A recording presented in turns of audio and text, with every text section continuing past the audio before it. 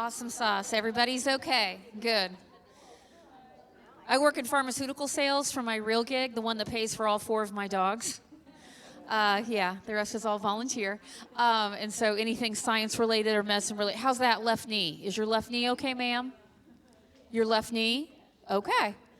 Okay. So, very good. Awesome. We'll go ahead and get started. It's our last session of the day. This is great. Okay, we're in for a special treat once again. This session is Animal Shelter Contracts, a new approach to negotiations and compensation. Our featured guest on this topic is Julianna Tetlow. Julianna is a Senior Director of Government Relations at San Diego Humane Society. You know, I got to say, Julianna, it's not very pretty out there. What? My God, it's heaven on earth. If you've ever been to San Diego, it is. It's heaven on earth, yeah. So San Diego Humane Society, where she oversees municipal contracts and partnerships across 14 cities. She also leads her consulting firm, Civic Alliance Solutions, helping animal welfare organizations secure and strengthen government contracts nationwide. Julianna resides in Sacramento, California, another ugly town. Oh, it's so pretty. And her husband, Barrett, daughters, June and Penelope, and her rescue dog, Winnie. Ooh, I love it. Please welcome Julianna Tetlow.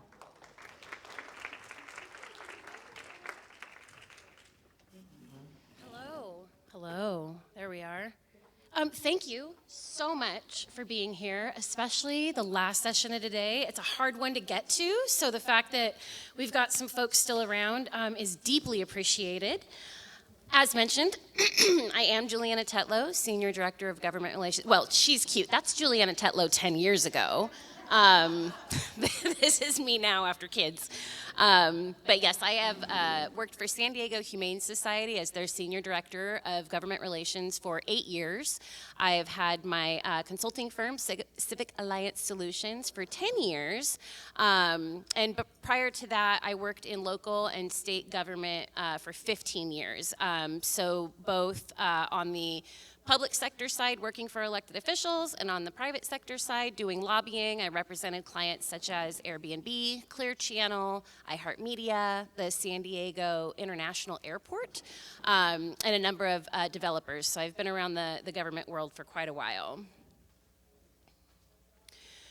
As mentioned, 14 animal services contracts with the city of San Diego. When I started with them, they had 6, and they were in the process of growing their service area, nearly doubling. So I have assisted in the negotiation and management of these contracts. And they range in size from like $40,000 to as large as a $250 million 10-year contract, which we just secured about 3 years ago with City of San Diego. Yes. Yeah. But for over 10 years, it's not every year. Okay, so there's some postcards on the table. If you grab your phone and scan the QR code, I would love to know sort of what the makeup of the room is, whether you're a volunteer or you work in a shelter, if you have one that you're mostly affiliated with. Maybe that's one person's answer.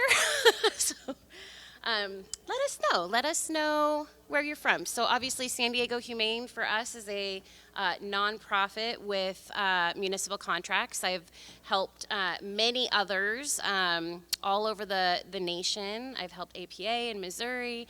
I've helped a handful in Idaho and worked with many shelters in California.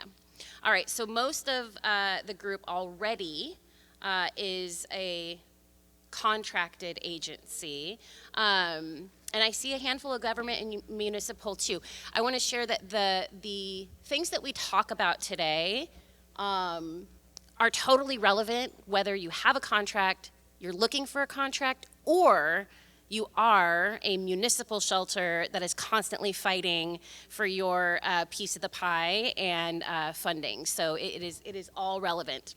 We're going to go through contracting pitfalls, common challenges, how to build and maintain sustainable partnerships, and how to contract with confidence. One more quiz before we really dive in. Of these, what would you say are the most common pitfalls when negotiating a contract?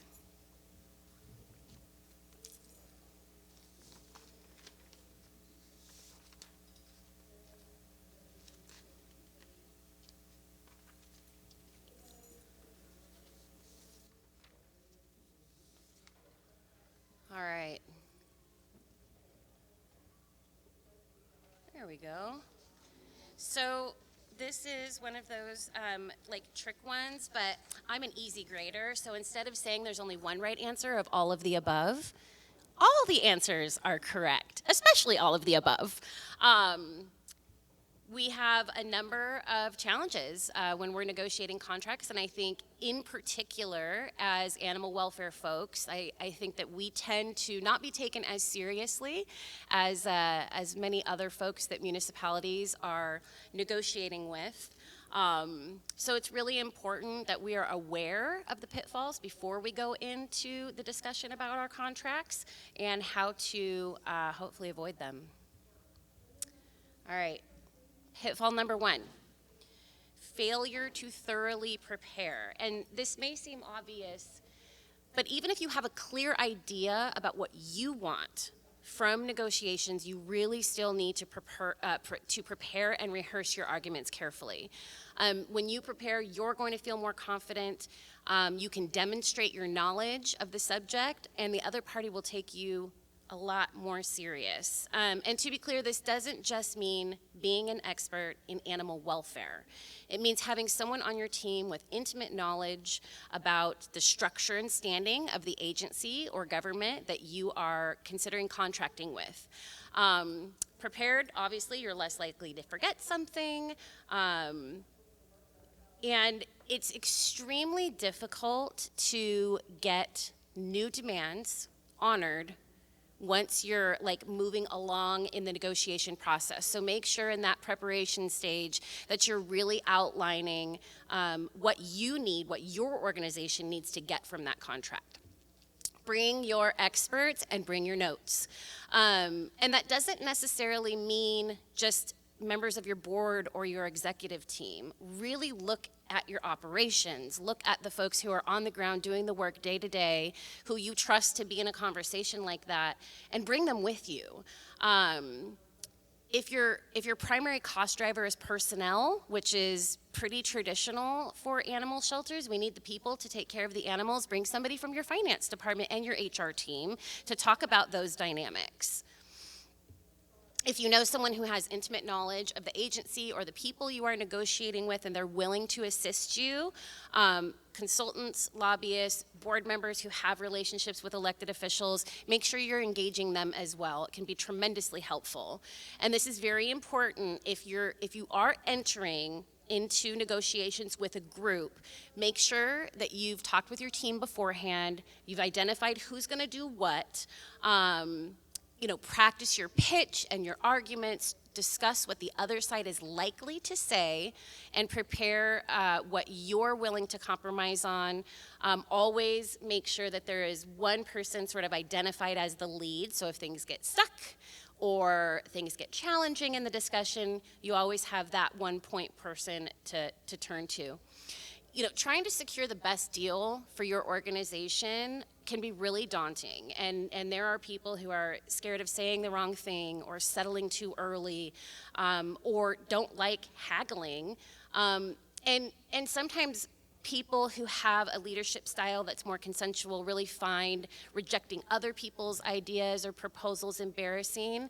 You can address kind of all of this by remembering that there is a big difference between negotiating and arguing. Unlike an argument, obviously, where each party makes a case for or against something, the aim for a negotiation is for both sides to reach an agreement. As probably the parties are looking for different things, the most important thing primarily is remembering that there is a mutual benefit to coming to a negotiated agreement at the end of that discussion. Pitfall number 2, I should say. Every word matters. Literally, in a contract, every word matters. Contracts are little laws in miniature. So once they're executed, contracts function like a sort of a private statute or law, if you will, and the parties will live or die by the text. Courts enforce written language, even if it later proves to be inconvenient. So precision from the outset is non-negotiable. Every word matters. Small wording shifts equal big, not ready for that yet, equal big dollar shifts. So if there's a shall versus may, there's an absolute huge difference in what that actually means for fulfilling your contractual obligations. Best efforts is very different than commonly reasonable efforts.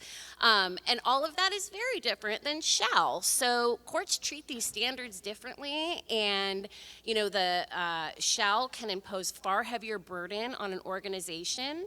Another thing to really be conscious of, indemnify, defend, and hold harmless are 3 distinct obligations, and additional words can multiply exposures. Commas decide cases. There's a $5 million O'Connor versus Oakhurst dairy settlement from 2018, literally hinged on a missing Oxford comma in Maine's overtime statute. A misplaced comma in a Rogers Communication utility pole contract cost the company, in Canadian dollars, $2.3 million in 2006. A missing comma.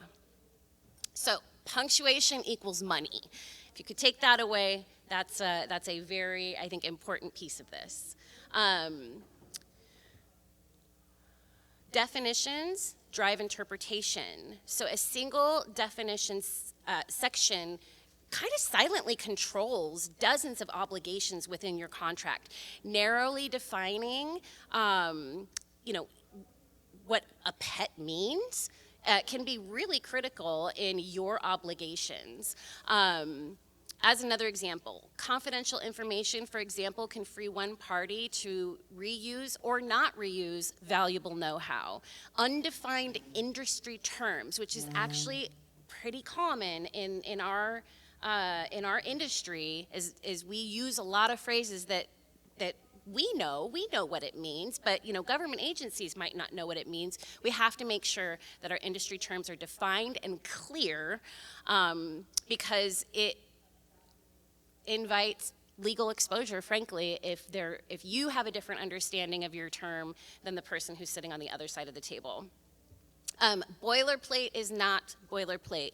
Governing law, venue, notice, waiver, severability, and other miscellaneous sections of contracts are often where disputes actually arise. So make sure that you have engaged legal counsel and attorney on your side to be able to look through that language. Government agencies can sort of be pretty hard to get some of their boilerplate language changed. They've got their attorneys. They think they're managing their risk and exposure, but you can always push for equal protections for you and for the municipality. Precision protects relationships. When expectations are explicit, parties argue less and collaborate more. Ambiguity will foster mismatch assumptions. It'll damage trust and create shadow negotiations or renegotiations, sort of mid-contract term. So the takeaway, I think, is the cost of fixing is far greater than the cost of drafting it correctly. Post-execution amendments consume time, legal resources, and goodwill, and may require ultimate subsequent votes from your board and the governing entity's board. And finally, litigation is the most expensive red line review you will pay for. Having an attorney look over your contract in advance to ensure that all the right pieces and protections are in place is far, far less expensive, even though it is an expense, than having to go through the courts. Another the pitfall number 3 is lack of clarity around BATNA. So this means best alternative to a negotiated agreement. And what's so critically important about this is not just knowing what your best alternative is if you can't come to a good outcome with your negotiation, but understanding what theirs might be, particularly when it is a government entity that you are working with that has obligations either from the state or the municipal ordinances to provide these services to their community. Knowing what potential alternatives they do or don't have really helps put you in a position of strength as you're going forward with these conversations. Okay, quiz. Let's look at the least effective tactic for resolving an apparent impasse. So you've been negotiating with this group, either it's a one-on-one or your group and their group for some time, and you just get to a point where everybody's sitting there feeling like hands are tied, we have nowhere to go from here. What's the least effective tactic to resolve that impasse?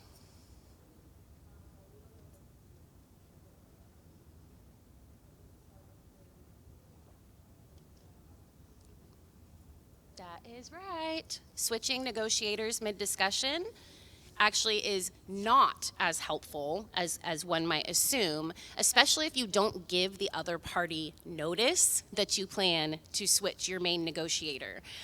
It's something that you can do, but there are other tactics that you can lean on first before you make that sort of a final attempt at getting some movement.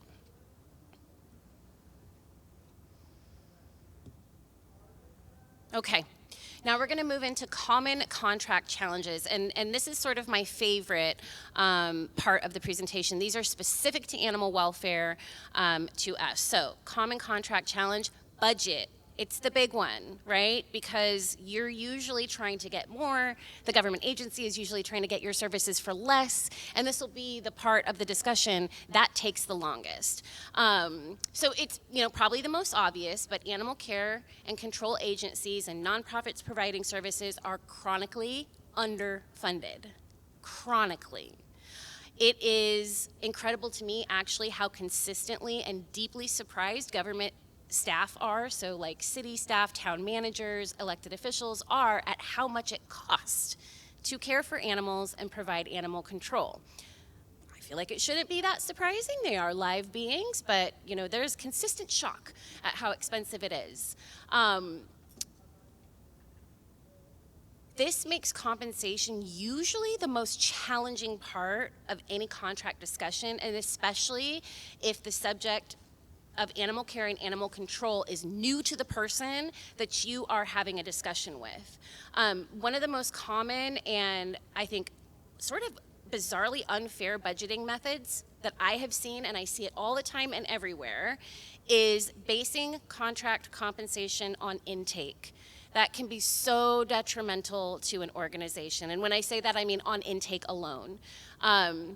Our organizations have overhead. We can't hire and fire based on the number of animals that came in last month or that we hope are gonna not come in the following month. I mean, if we're doing our jobs well, and I think is where we want to be, intake goes down.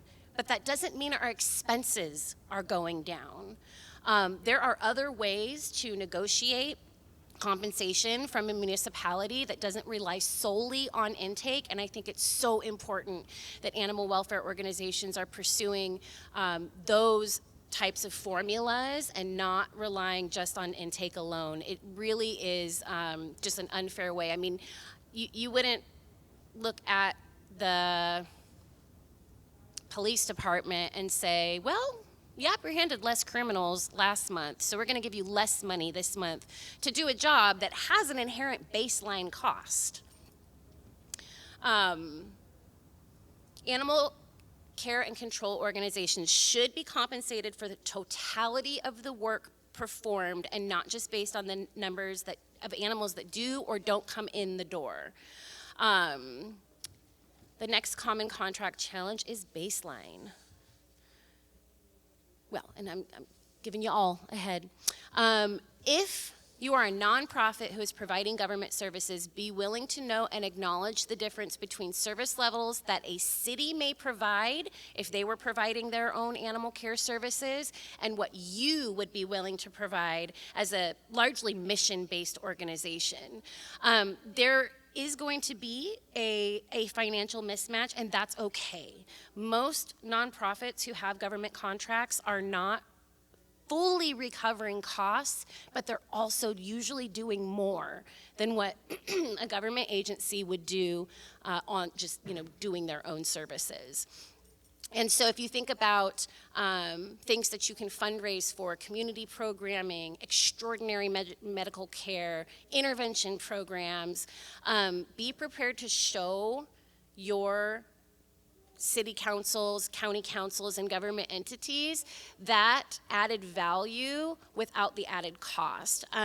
Your organization would probably be fundraising for these things even without the contract, and it's okay to talk with your board and talk with your donors to say we're still going to fundraise for some of these more extraordinary bits of work, and that means life-saving too. Sometimes I think our organizations get caught up in what the government should be paying for. It's never enough. It's usually never enough. But I think that it is in your best interest and in all fairness to really have an established baseline for your organization and say, this is what it costs us to provide the government services. This is what we're doing above and beyond because we want to and because we can. And then the third one is blind spots. And I know it's sort of impossible to know what you don't know, and going into any discussion regarding contracts is, or ultimately negotiating a contract with acknowledgement to yourself that you don't know it all is appropriate. You really need to listen and learn and understand where the other party is coming from. It will help you avoid missing opportunities based on blind spots, because you'd be truly surprised what I've learned in preliminary contract discussions that allowed us to change our approach and really hone in on the things that may have initially seemed inconsequential either to them or to us, but turned out to be like just the thing, just the honey needed to sweeten the pot, or just that turning point that government agency needed to recognize to be really prepared to talk about compensation fairly. Okay, you're in a negotiation, and your counterpart repeatedly says, we're going to take that issue off the table, only to then say, we're going to put that back on the table, and they're using that as leverage. What's the best strategy to manage this behavior?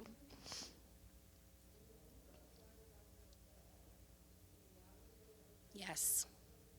Call it out politely and restate the ground rules that hopefully you've set up in the very beginning of your discussion, and insist on issue by issue closure. It is okay to say, we're going to pause on this one for a minute because we feel further apart on this issue than we are maybe on a few others. But really be confident and clear in your ability to be negotiating on behalf of your organization, and be willing to say, it's not okay for you to take an issue off the table and put it back on. Here's how we're going to do it. Building sustainable partnerships. I was just in a fantastic presentation that included a lot of really wonderful information about building sustainable partnerships. The importance of this piece is that your relationship has to exist before you're asking for something big or little. The question of finances or what you need from the municipality should not be the first time you're talking with them. You've got to build trust. So approach these relationships in the same way that you would really kind of cultivate friendships. You need to be friendly and personally helpful, be useful and trustworthy, and a source of sound information and insight both on your operations and anything else you might be an outside expert on, and contribute your personal time to professional and political needs and interests. All of that is okay. Now, as a nonprofit, we can't electioneer, so we can't endorse candidates or promote individual candidates, but we can educate, and it's really important to get in on sort of the front of somebody's political journey, than try and build relationships after when they've been very established.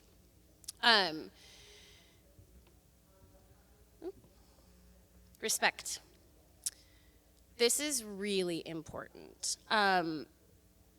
It's critical that as animal welfare professionals that we educate policymakers and staff about the incredible work we do, but that we do it in a respectful way. It is so easy to feel frustrated, to be marginally offended sometimes by how the other side is approaching the work that we do. We have to be respectful in the way that we communicate, and it really encourages that respect back to us. So I would just always, recommend, if you start feeling a little triggered by something that an elected official or a negotiation partner on the other side of the table is saying, take a breath, take a minute, think about why you feel triggered in that moment, and set that aside so you can continue the conversation without having it turn adversarial. And communication. Personal visits. Elected officials are more approachable and accessible than I think most people realize. You can reach out and you can ask for a meeting. You can write letters, make phone calls, emails. All the forms of communication are very important, especially when they come from constituents who are well known, which is what you're trying to be, highly regarded, which is also what you're trying to be, and have gone out of your way to be helpful in the past in a variety of ways. So strong personal relationships are the best means of influencing decision making, period. Building these relationships does take time and effort, but it is the most effective way to shape the thinking of the folks you will ultimately need at some point. As a trusted resource on your issues, and theirs, if you can, learn what their issues are, and you don't need to be an expert on it, but do know why it's important to them. If you have both of those pieces, you will cultivate relationships with officials that will come to you first when an animal welfare issue presents itself, and that's what you want.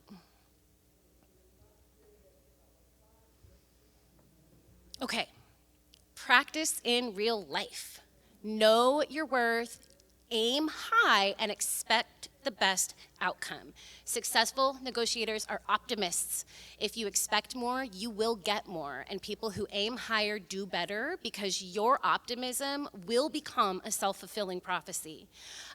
Conversely, if you have low expectations, you might end up with a less satisfying outcome. As much as everyone tries to remain objective and not take things personally, emotions often come into play during negotiation.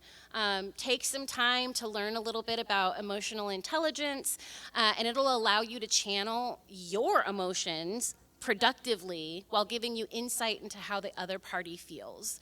Cultivating this awareness really helps you understand the implications of what they say, and not just in their explicit meaning, but broader implications of what they're trying to say. Above all else, letting your emotions get the best of you can impact your judgment and communication and your relationship with the other party. So manage yourself effectively and constructively, and just do this by being aware of your triggers, know what a coping strategy is and how you can utilize it, and be constructive in your negotiations. By managing your emotions, of course, you can avoid being reactive, defensive, and hostile. To the extent that you can, too, take your time. Most successful negotiations I have been a part of have taken 6 to 12 months. It is not a quick process. The shorter the time frame, the more truncated it is, the more pressured you're going to be to make decisions that you may otherwise not. So you may not always have the benefit of the time, but if you do, take it, insist on a regular cadence of meetings, and be really mindful of the timeline as you approach deadlines. I would also recommend focusing on the other side's pressures, not just your pressures. We all have the tendency to focus on our own, on the reasons why we need this deal to work or why we need to make this deal, but when you focus on your own limitations, you will miss the big picture. Instead, successful negotiators ask, what is the pressure on the other side? You will feel more powerful when you recognize the reasons that the other side is feeling pressured to give in. Your negotiation power derives in part from the pressures on the folks on the other side of the table. So even if they appear nonchalant, they inevitably have worries and concerns. And if you discover that they are under pressure, which they surely are, look for ways to nicely exploit that pressure in order to achieve a better result for yourself. Practice your emotional intelligence. It allows you to channel productively, of course, and then, above all else, be sure to know how their needs will be met. And this is really important, not just how your needs will be met, but how their needs will be met.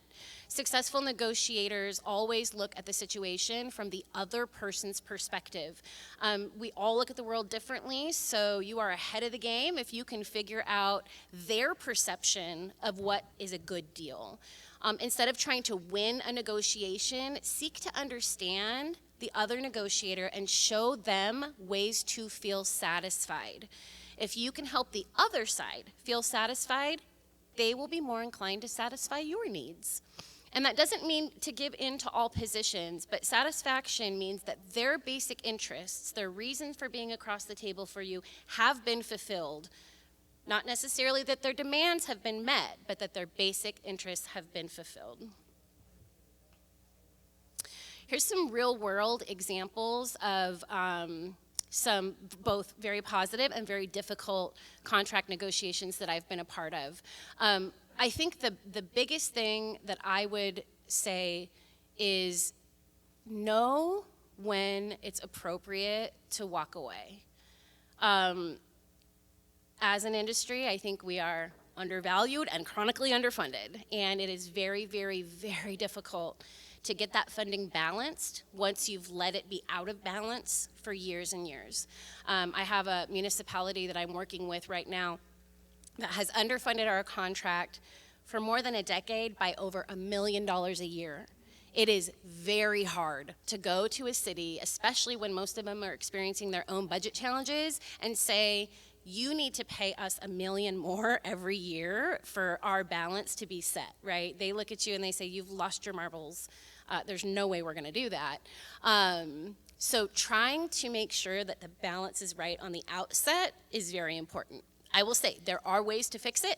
There are ways to fix it. If you are so out of whack that you're in the situation like we are with one of our contract cities, and I can go into details on how to close those gaps over time. I won't do it right now, but if you're interested, let me know and we can talk about that. I've had municipalities just be completely unreasonable in what they're asking for, and I've worked with organizations who have higher expectations than maybe they should for their funding levels. I have been in 2 situations with clients where I have actually recommended that they walk away. Time to step back and walk away and really identify what is it that your organization is getting from this. If it's about service to the community, you can do it without the city. If there are, or county or state, if it's about being a safety net, you can still do that without the municipality. And I think a lot of animal welfare organizations go into negotiations feeling like they are not the party with the power, but you are the party with the power in these discussions. Okay, last one. Ooh.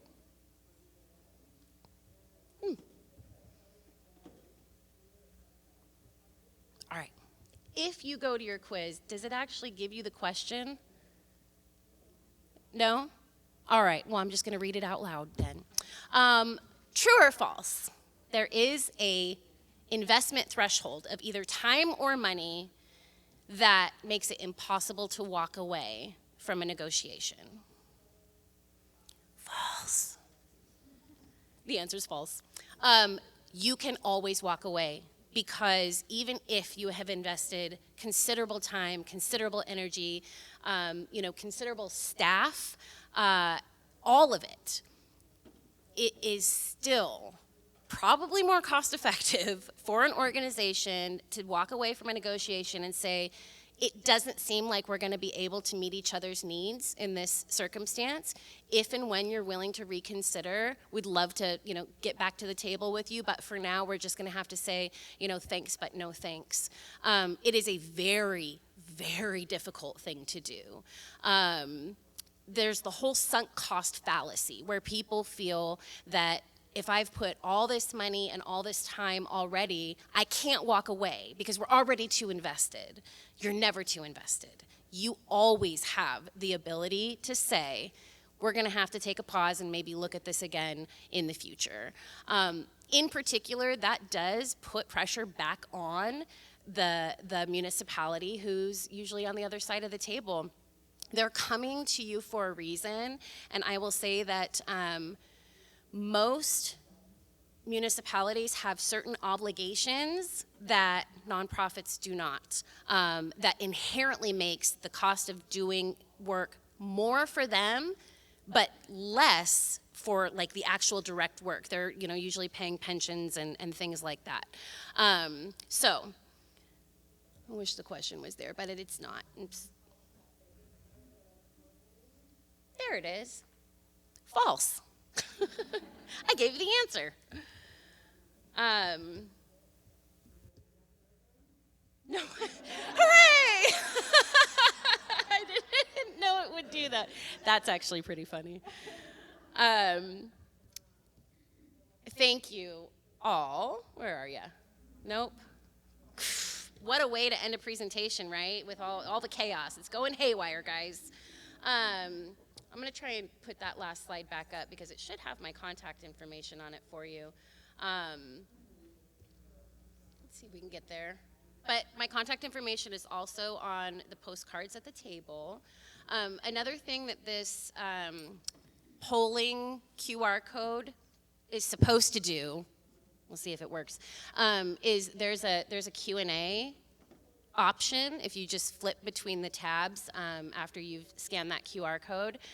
Feel free, either I'm here for questions now, but if you're anxious to get on the road and make sure that you are able to get home, you can always pop a question in there, and then I'll be able to get back to you. Just be sure to leave some contact information for me so I can reply.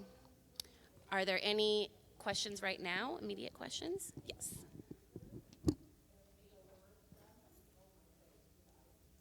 We could probably shout at each other at this point. It's pretty small. Yeah. You can find the per animal intake is not the best way of doing it. Do you have any suggestions on other ways of? Absolutely. Yeah, so the question is about budgeting per animal intake and what I would recommend instead. I want to be clear that I'm not saying that per animal that the animal intake shouldn't be a factor, but I think if I wanted to just do the simplest outline, you have to have a baseline of your own costs. Like, what does it cost to just open your doors in the morning? You've got animal care costs, veterinary costs, you've got all the costs. You've got overhead costs. Usually you have to pay your HR professionals and you're paying your finance people. Look at what that is even before one animal comes through the door. And it is so appropriate to be able to go to a government entity and say, these are our organizational costs. They are all things that these government agencies would have to pay for if they were doing it themselves. You know, a municipality doesn't just pay when an animal comes through the door when they're providing their own services, and the expectation that a contractor should only be paid if an animal comes through the door is totally unreasonable. So I would say the least complicated, get your baseline structure set up first. Then you can talk about per animal compensation as a factor. What we like to look at, so San Diego Humane isn't just an animal care, we also provide animal control. So we're looking at all of it. We're looking at calls for service, but not just how many calls come in, but every touch an officer makes throughout the process. We include all of the metrics for dispatch and licensing. We look at the totality of our veterinary care. We're able to assign per city kind of what the usage of our services are in every category, and we have a formula that is like too complicated to share this way, but you know, I'd be happy to share that too, and really that makes more sense if you have multiple municipalities. It is a lot easier to look at all of your costs and then separate it by usage of services, and you can use a number of statistics to do that. But wrapping it back to the beginning, get your baseline cost set up, know what that is, use that as the first part of your discussion.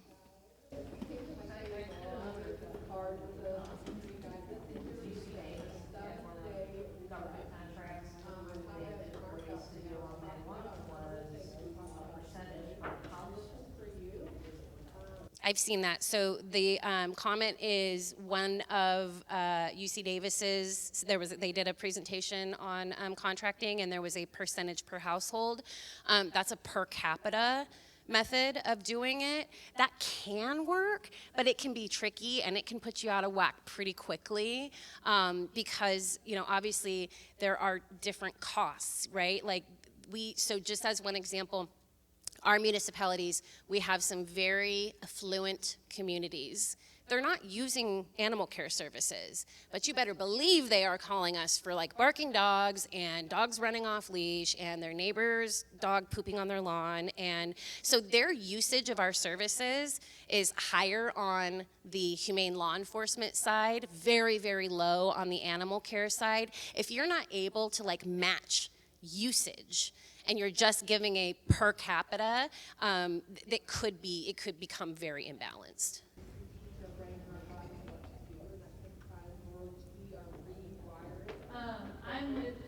I'm a volunteer with a shelter that's fully county ran. Mm-hmm. How do you kind of combat the kind of political attitude of, you know, just because you don't take care of your dog doesn't mean the taxpayers take care of their dogs, or I don't know, really just like they don't see the need to have a shelter or like to renovate a shelter or to like build a new shelter. Is there any good way to combat that, like whether it be through ordinances or? Yeah, so the question is about sort of combating the attitude of why should the taxpayers be funding all the animal care when people should be funding, like taking care of their own pets. That is a very, very difficult sentiment, I will say. It is challenging, and while for the most part you can, you know, get by in an apolitical sense with, you know, animal welfare, there are political sentiments that come up. I don't have an immediate answer for, you know, how to address that. I think ultimately know what your state, county, and municipality are supposed to be providing ordinance-wise, right? Because then it's just, the argument is like, well, we're required by law to do it, so I'm sorry that that you don't love that your taxpayer dollars go to this. But I mean, I worked in government for a long time. You hear it about everything. There are people who hate that they have to pay taxes to fund schools because they never had kids and never intended to. Folks who don't use the library don't see that as a priority. So one of the things I would say is, even if I don't have an immediate answer for how to combat that, I would say I would not let that sentiment drive what your conversations are like, because these elected officials are hearing that literally about everything. It's probably less impactful than you think. Even if one of the elected officials has taken that position, I have found that that narrative doesn't get too far. Yes. I am taking new clients. Feel free to reach out. Oh, my friend. She's going to do 11 this year. So let's keep her in our thoughts and prayers. That's pretty wild. Yeah. All right. If there are no other immediate questions, please don't hesitate to reach out to me if something pops up in your mind. I love this subject. I love to talk about it, and I love to help. I don't think that there is enough assistance in our industry for this particular piece of the critical work we do. And so I love to be a resource. Thanks.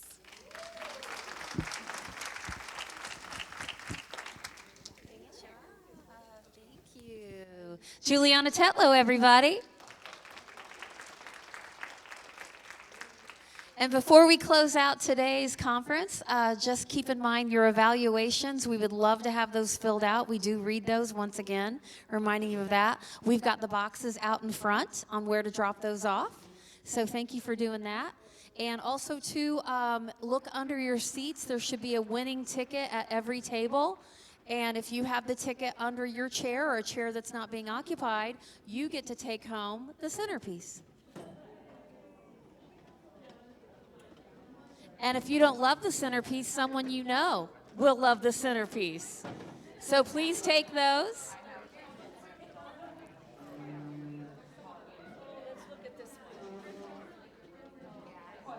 And please follow us on social media, as well as staying in touch with us via our fantastic website that is growing every single day.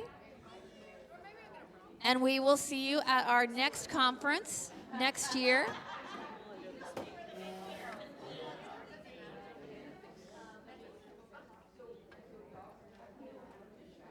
Sherry Storms, do we have the date for next year?